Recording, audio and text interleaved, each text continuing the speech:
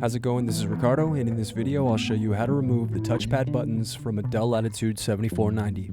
If you're looking for parts for this laptop, go to our website and use this coupon for a 5% off discount.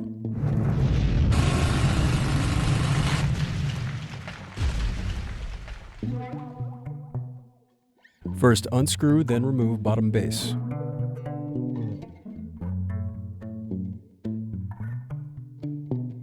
Then unscrew and disconnect battery. Then unscrew and disconnect touchpad buttons.